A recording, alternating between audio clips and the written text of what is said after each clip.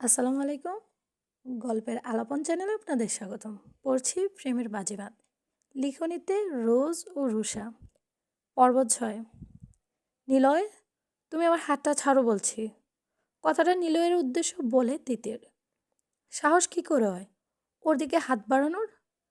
তুমি কে এই মেয়ের? আর ও আমার নাবানকে কেন বাজে কথা বলবে? আমি ছেড়ে দেবো ভাবছো? লোক তিতির, সে বাজে কথার যোগ্য তাই বলেছে। আর কোনো দিন যদি হাত বাড়াস হেরার দিকে, তো হাত কেটে ওই লেকের পানিতে ফেলে দিতে এই নীলয় চৌধুরীর একটুও লেট করবে না। নিলয়ের হঠাৎ আক্রমণে কেউ প্রস্তুত ছিল না। নাবান একইভাবে দাঁড়িয়ে আছে, না হাত ছাড়ছে আর না কথা বলছে কেউ কারোর সাথে। হেরার চোখ টলমল করছে। হেরার রক্তচক্ষু নয়নে পানি দেখে নাবানের বুকটা একটু কাঁপলো যেন। সে দেখছে হেরাকে খুঁটিয়ে, কিন্তু তাতে ছিল রাগ খুব। সুন্দরী মেয়েরা অহংকারী হয়। এ মেয়ে এত অহংকার যে শেহতাজ খান নাবানের সাথে লাগতে আসে, আবার তাকে ছোট করে। হেরা আচমকা রক্তচক্ষু নিয়ে নাবানের বুকের বাঁ পাশটায় নিজের দাঁত বসিয়ে দেয়, যেন সবাই অবাকের চরম লেভেলে। সবাইকে ভয় আর অবাক হতে দেখলেও দুজন মানুষের মুখাবয় দুই রকম। নিলয়ের চোখ দিয়ে রক্ত ঝরছে, আর নাবান একেবারে নির্লিপ্তভাবে দাঁড়িয়ে আছে। হেরার মুখে নোনতা স্বাদ আসতেই সে ছাড়ে। নাবান চোখ বন্ধ করে জোরে একটা শ্বাস ছেড়ে হেরাকে ধাক্কা দেওয়ার আগেই নিলয় হেরার হাত ধরে টেনে নিয়ে যায়। নাবানও কারো দিকে না তাকিয়ে ধূপধাপ পায় বের হতে যায়, বাইক নিয়ে চলে যায় সাই সাই করে। নেন্সি দূর থেকে দাঁড়িয়ে শুধু দেখে। জান, তোমাকে হেরার থেকে দূরে রাখতে নাবান আমায় সাহায্য করবে। সেই পথ আমি করে দিব। তোমার সাথে ওই হেরাকে ধরে রাখার দায়িত্ব আমার। নেন্সি ওই দিন জড়িয়ে ধরার পিক তুলে তা দিয়েছে ক্যাম্পাসের গ্রুপে, আর ওই পিকগুলো দেখেই নাবান রাগে হেরার সাথে এমন করছে। গ্রুপ হ্যাকিং করে সব ডিলিট করে দিয়েছে। ও সবাইকে বার্তা পাঠিয়েছে কারো কাছে থাকলে তা যেন ডিলিট করে দেয়। তা না হলে নাবান এক একটাকে ধরে কঠিন শাস্তি দেবে। ছবিটা এমন কি এমনি যে বোঝার উপায় নেই, ভয়ে জড়িয়েছিল। মনে হচ্ছে প্রেমিক প্রেমিকার রোমান্টিক দৃশ্য। একজন রাগ করেছে তো আরেকজন রাগ ভাঙাতেই ব্যস্ত। এতক্ষণ যাবৎ সৃজন, রোজ, অধীর আর রুষা যেন অন্য গ্রহে ছিল। চারজোড়া চোখ যেন বেরিয়ে আসার উপক্রম। অধীর নিজের মেন পয়েন্ট দু হাত দিয়ে ধরে রাখে, আর রুষা ফট করে তার চোখ, আর সৃজন তার ঠোঁট চেপে ধরে, আর রোজ ওড়না ঠিক করে শরীর ঢাকে। চারজন চারদিক থেকে ভোঁদৌড়। রয়েছে শুধু তিতির আর ঝিনুক, নেন্সি সহ কিছু মেয়ে।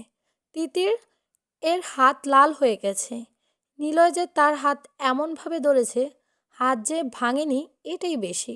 নেন্সি আগুন চোখে নিলয় আর হেরার যাওয়ার দিকে তাকিয়ে ফিসফিস করে বলে, আমি তোমাকে ছাড়ব না। মিস্টার চৌধুরী, আপনার সাহস হয় কি করে আমার কুপ্রস্তাব দেওয়ার? রাগে এমএলএ অ্যাডভোকেট কাজল খান কথাটা বলে। লোকটি এবার তার চোখ বুলায় এমএলএ কাজলের উপর। দেখে তো মনে হচ্ছে ২৭-২৮ বছরের মতো লাগে। এই যে খবর পাঠিকাদের মতো কেমন শাড়ি পরেছেন, শাড়ির কুচিগুলো কত সুন্দর করে দেওয়া। কেউ দেখে বলবে তার ভার্সিটি পড়ুয়া ছেলে আছে। মাথার চুলগুলো কেমন খোপা করে রেখেছেন, মুখে নেই বয়সের ছাপ। লোকটির মুখে হাসি রেখে বলে, কি খায় এমএলএ কাজল? যে বয়সের ছাপ বোঝা যায় না, ফিগারও তো। লোকটির কথা শেষ হবার আগে গালের থাপ্পড় পড়ে সজোরে একটা। কর্কশ কণ্ঠে বলে, যা বলেছিস অতটুকুই থাক, তা না হলে জিভ টেনে কুকুরকে খাওয়াতে টাইম লাগবে না। এই অ্যাডভোকেট এমএলএ কাজলের। সুন্দরী, তোমার হাতের থাপ্পড়ও আমার নেশা লাগে, দাও আরেকটা। বলে গাল বাড়িয়ে দেয় লোকটি। থাপ্পড় খায়নি মনে হচ্ছে, গালে আদর করে দিয়েছে। তাই তো গাল বাড়িয়ে দিয়ে লোকটি বলে কথাটা। কাজলের রাগ তরতর করে বাড়তে থাকে। জেদি গলায় বলে কাজল, বাঁচার ইচ্ছে নেই তোর? তোর আজরাইল ছুটিতে গেছে? এই কয়েকদিন এই দুনিয়ার নিঃশ্বাস নিয়ে নিয়ে ভালো করে। জাস্ট আমার ছেলের কানে গেলে তোর আজরাইল সেদিনই আসবে। Don't forget. উফ, তোমার ছেলেকে বলো কেন? আমাদের বলবে। আমি তো রাজি নাবানকে নিজের ছেলের পরিচয় দিতে, কিন্তু ওই অধীরকে পারবো না। কারণ এবার যেন কাজলের রাগ বেড়ে যায় মুহূর্তে। সে জানে এ লোক কি বলবে। এক পলক দেরি না করে লোকটা শার্টের কলার চেপে ধরে বলে, আর একটা কথা বের হলে কসম উপর আল্লাহর, তোর নিঃশ্বাস বন্ধ করে দিব। অধীর আমার ছেলে, দুনিয়ার সবাই জানে। অধীর আমার নারী ছেঁড়া দন, আমার দুই চাঁদ, যাদের আলোতে আমি বেঁচে আছি। তোর মুখ থেকে আমি আমার ছেলেদের নিয়ে একটা কথাও শুনতে চাই না। হা হা হা। লোকটি এবার উচ্চস্বরে হেসে ওঠে, যেন সে খুব মজা পেয়েছে। মনে হচ্ছে নিলয় রাগে গড়ে জিনিস সব ভেঙে ফেলেছে। তখন হেরাকে টেনে আনে ডক্টরের কাছে। তার হাত ব্যান্ডেজ করিয়ে বাইকে দিয়ে বাসায় অবধি ছেড়ে আসে হেরাকে। ততক্ষণ নিলয় ক্যাম্পাসে গ্রুপে নাবান আর হেরা জড়িয়ে ধরা পিক দেখিয়েছে। কতজনে পিকচারের কমেন্ট এসেছে, কত কথা বলেছে। নিলয়ের জানা মতে তার লোকেরা তো করবে না এই কাজ। তাহলে কে এই কাজ করেছে? এখন পুরো ক্যাম্পাসের সবাই হেরাকে নিয়ে কথা বলছে, যা নিলয়ের রাগ বাড়ানোর সবচেয়ে বড় কারণ। নিলয় আজ ক্যাম্পাসে আসতো না, কিন্তু যখন ফোন হাতে নেয় তখন তার রাগ 440 ভোল্টে উঠে পড়ে। সেই মুহূর্তে বাইক নিয়ে সাই সাই করে চলে আসে নিলয়। আর এসেই যা দেখে, পরের কাহিনীটা তো আপনারা জানেন। কিন্তু এই মুহূর্তে নিলয়ের রাগ করার কারণটা ভিন্ন। কিছুক্ষণ আগের কথা, নাবান তাকে ফোন দেয়। তাদের কথোপকথন ছিল, কাউকে ভাঙতে একটা কামড়ই যথেষ্ট। বলতে হবে তোর সো কল প্রেমিকার শক্তি আছে, একেবারে হার্ডে লেগেছে রে। বেশ মজার ছলে বলে নাবান। এতেই নিলয়ের পাছায় আগুন ধরে। আরে ভাই, কেউ আঘাত করলে যে তাকে আঘাত করতে হবে ব্যাপারটা এমন না। জবাবটা এমনও দাও, না হাসতে পারবে না কাঁদতে। ডিরেক্ট মাথায় না পাছায় আগুন ধরবে। নিলয় দাঁতের দাঁত চেপে বলে, চুপ কর, তোর মুখে ওর নাম মানায় না। নাবান হেসে বলে, মানায় না? তাহলে সে আমার এত কাছে এলো কেন? তোর অধিকার যদি এত শক্ত হতো, ও অন্যের বুকে দাঁত বসাতো না। চুপ, তোর হাত থেকে বাঁচার জন্য এমন করেছে ও। তা না হলে তোর দিকে ফিরেও তাকাতো না। তোর দিকে ফিরে তাকায় না বলে আমার দিকে তাকাবে না? এক দেখায় ডিরেক্ট বুকের বাঁ পাশে কামড় দিতে হলো। তুই ইচ্ছে করে আগুন লাগাচ্ছিস নাবান। আগুন আগেই লেগেছিল, আমি শুধু দেখিয়ে দিলাম কার বুকটা বেশি জ্বলছে, আমার ক্ষত করা বুক নাকি তোর সুন্দর ফ্রেশ বুকে। নিলয় হেসে জবাব দেয়, বুদ্ধি কি হাঁটুতে নেমে যাচ্ছে নাকি? ভেবে দেখ শেহতাজ খান নাবান, কামড়টা তোর শরীরে ছিল, কিন্তু দাগটা পড়েছে তোর অহংকারে। তাকে খেয়াল করেছে শেহতাজ খান নাবান? তারপর রাগে নিলয় সব ভেঙে ফেলে। রাগে শরীর তরতর করে কাঁপছে। না, এখন একটু ড্রিঙ্কস করতে হবে, তা না হলে মাথা ঠান্ডা করতে পারবে না সে। সায়েমকে ফোন দিয়ে চলে যায় ক্লাবে। গাজীপুরের সৌন্দর্য নীরব কোলাহলহীন, কিন্তু গভীর ও মনোমুগ্ধকর। ঘন শালবনের ছায়া, ভোরের কুয়াশায় মোড়া মাঠ, আর সন্ধ্যায় পাখির ডাক, সব মিলিয়ে গাজীপুর যেন শহরের ভেতর লুকিয়ে থাকা এক টুকরো গ্রাম। বাওয়াল জাতির উদ্যানে সবুজ মাঠে হাঁটলে মনে হয় প্রকৃতি নিজেই গল্প বলছে। বিলে খালে জলের ঝিলিক, বর্ষায় কাদা রাস্তায় মাটির গন্ধ, শীতের রোদের সোনালি ফসল, সবই গাজীপুরের আসল রূপ। সবচেয়ে বড় কথা, স্বয়ং শেহতাজ খান নাবানের প্রাণের শহর গাজীপুর। ঢাকাতে তারা থাকে বহু বছর, এখন ঢাকার স্থানীয় বাসিন্দা হয়ে গেছে। যার সূত্রে তার মা ঢাকার এমএলএ। তিনি গাজীপুরে আসেন না কেন? এক কারণে। কিন্তু নাবান ভিলায় নাবান ঠিকই আসে, যখন তার মন ভালো এবং খারাপ থাকে অত্যাধিক, তখন সে আসে। এখানে এসেই তার মন ভালো হয়ে যায়। এই বাড়িটা দুতলা বিশিষ্ট। সামনে ধানক্ষেত, দুধারে শালবন, আর এক সাইডের রাস্তা। শালবনের ভেতর পাকা সরু রাস্তা। কি যে সুন্দর লাগে! এই যে বসন্তের সময় সব পাতা যখন শুকিয়ে পড়ে পাকা রাস্তায় ঝরে যায়, গজারি পাতা, শাল গাছ, গজারি গাছ, নাবান তখন বাইক নিয়ে ঘুরে। তার কাছে এই জায়গায় আলাদা এক শান্তি লাগে। এই যে শীতের সময় আর্মিরা যখন ট্রেনিংয়ে আসে তখন কি সুন্দর করে তাঁবু টাঙায় জায়গায় জায়গায়, আর মাটি কেটে কি সুন্দর ঘর বানায়। না, নাবান কি ভাবছে আজ, কেন তার মাথায় এসব আসছে? নিজের ভাবনাকে দূরে সরিয়ে গিটার হাতে নিয়ে সুর তোলে। বুকের ক্ষতকে সে কিছুই লাগায়নি, যেমন আছে তেমনই রয়েছে। মাংসের ভেতর দাঁত দেবে যাওয়ার কারণে ছিদ্র হয়ে গেছে, শাওয়ার নেওয়ার সময় রক্ত ধুয়ে গেছে, তাই আর কিছু লাগায়নি। এদিকে দুই বাচাল একত্রে বসে থো মেরে আছে। তখন দৌড়ে চলে আসার সময় তাদের হুঁশে ছিল না কে কোন দিকে দৌড়াচ্ছে, কিন্তু বাসায় এসে শুনেছে দুজন বর্তমানে নেশার ঘোরে চলে গেছে। ওই মেয়েদেরকে খুঁজে বের করে ফিটিং দিতে বলেছে নাবান। আর এই দুই আহাম্মক পালিয়ে এসেছে। আর ওই মেয়েগুলো তো মনে হয় চুন্নির মতো পালিয়েছিল। নাবানকে ফোন দিয়ে পায়নি জিনুক, অধীর, সৃজন। তারা জানে অধিক রাগে নাবান একা থাকে, রাগ কমলে আবার চলে আসে। তাই তারা নিশ্চিত। ওই শালা, তুই ওই মেয়েকে দেখে পালালি কেন? সৃজনের কথার পৃষ্ঠে বলে অধীর। অধীর: আরে, আমার লজ্জা লাগছিল। মনে হয়েছে আমার প্যান্টের উপর দিয়ে শালি লাল গোলাপি সব দেখে ফেলেছে। আবার নিজের মান সম্মান দুইবার বিলীন হতে দিতে পারি না, তাই দৌড় দিয়ে এসে পড়েছি। আর তুই এলি কেন? আরে শালা, ওই দিন পাবলিক কেলানি তো খাইনি, যদি ওই দিনের প্রতিশোধটা নেয় তাই।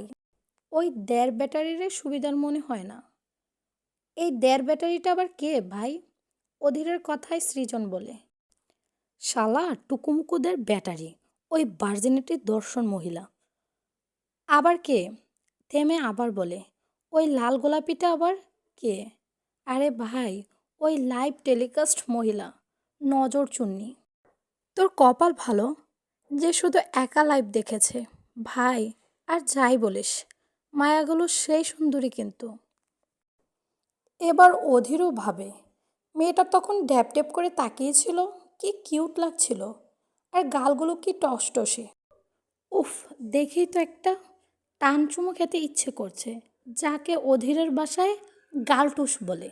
গালে টান দিয়ে নিজের হাতে চুমু খাওয়াকে গালটুস চুমু বলে। এটা সে ছোটবেলায় কত পিচ্চি বাবুকে খেত। সে সব বাবুরা কিসি দিলে ভ্যা ভ্যা করে কেঁদে দেয়।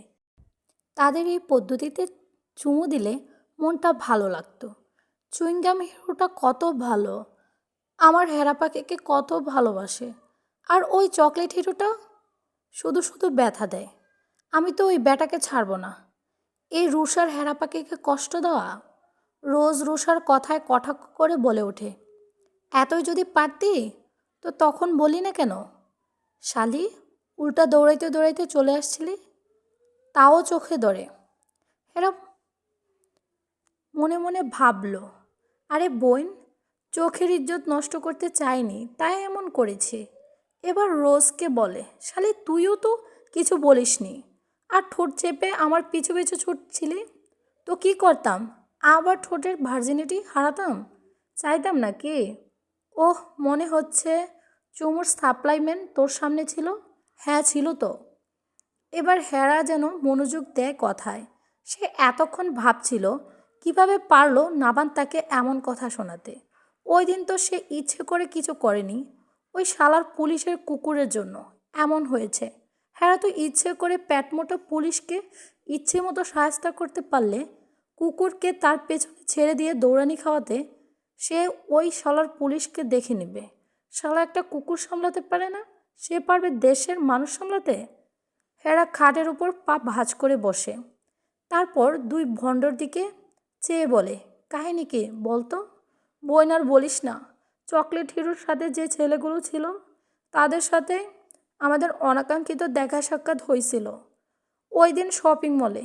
কি? অবাক হয়ে বলে হেরা। হ বোন, ওই ব্যাটাই ছিল ওই দিন যে কিনা চুমু খেয়ে পালিয়েছিল। মেয়েটা আজও পালাইছে, আমার একটা থাপ্পড় মারতে দেয়নি। এটা তুই নাটক বা সিনেমা পাইছিস যে থাপ্পড় মারবি? তাহলে কি করব? যেহেতু আমাদের ক্যাম্পাসের ছেলে, আর ওই শাহতাজ খান নাবানের ছেলে পেলে তাই সরি বলে মিটমাট করে ফেলবি, যেহেতু এটা একটা অ্যাক্সিডেন্ট। হ্যাঁ, যে কথা বলেছে তা কি করবে দুই ভণ্ড, নাকি আবার কোনো গন্ডগোল করবে? দেখা যাক সামনে কি হয়। পাপা, তুমি নাবানকে আমার করে দাও পাপা। মেয়ের কথায় হায়দার চৌধুরী বিব্রত অবস্থায় পড়ে যান। এই একটা মেয়ের জন্য সে কত কিছু করছে। মেয়েটার সাথে একটা অ্যাক্সিডেন্ট হবার পর মেয়েটা একেবারে চেঞ্জ হয়ে গেছে। লন্ডন থাকা অবস্থায় বাংলাদেশে এসেছিল একবার, আর বিজনেসের খাতিরে নাবানের সাথে দেখা হয়ে যায়। এরপর থেকে নাবান বলতেই মেয়েটা পাগল। এবার তো দেশে একেবারে চলে এসেছে, আর নাবানের সাথে একই ভার্সিটিতে ভর্তি হলো। নাবানকে আগে থেকে সবটা জানায় হায়দার চৌধুরী। ব্যবসার খাতিরের জন্য না, তিনি নাবানকে ব্যবসার বাইরে অনেক ভালোবাসে। আর নাবানও হায়দার চৌধুরীকে খুব সম্মান করে। আর সেই সম্মানের খাতিরে নাবান কিছু বলতে পারে না। ক্যাম্পাসের মাঝে মাঝে তিতিরের জন্য বাজে পরিস্থিতিতে পড়তে হয়, কিন্তু নাবান খুব সাবধানের সহিত সব সামলে নেয়। আমি নাবানকে চাই পাপা। হ্যাঁ মা, নাবান তো তোমারই।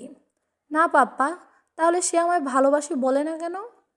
মেয়ের কথায় কী জবাব দিবে হায়দার চৌধুরী? ভালোবাসা যে জোর করে হয় না, সেটা তিনি ভালো করেই জানেন। তাই তো নিজের প্রিয়তমা স্ত্রী মারা যাওয়ার পর আর বিয়ে করেননি। এই একমাত্র মেয়েকে নিয়ে বেঁচে আছেন। তাও মেয়েটা কেমন উন্মাদের মতো আচরণ করে। যা পছন্দ লাগবে। মেয়েটার কথায় হায়দার চৌধুরী বলে, মা, মুখে বললেই ভালোবাসা হয় না, না বললে ভালোবাসা যায়। আর সেই ভালোবাসার গভীরতা অনেক হয়। কিন্তু পাপা, তা বোঝাবো কি করে? দেখবে যে তোমার কেয়ার করে কিনা, তোমার খেয়াল রাখে কিনা, তুমি ব্যথা পেলে যত্ন করে কিনা। এবার তিতিরের মন খারাপ হয়ে যায়। কিন্তু বাবা, আমি তো আজ ব্যথা পেয়েছি হাতে। কই, নামান তো আমার কেয়ার করেনি। অনেক সময় আমাদের হাতের পরিস্থিতি এরকম থাকে না, যার জন্য বিশেষ মুহূর্তের মাঝেও আমরা অনেক সময় ভুলে যাই। তাই বলে ভালোবাসা শেষ হয়ে যায় না মা। মেয়েকে কতটুকু বোঝাতে পেরেছে জানে না হায়দার চৌধুরী।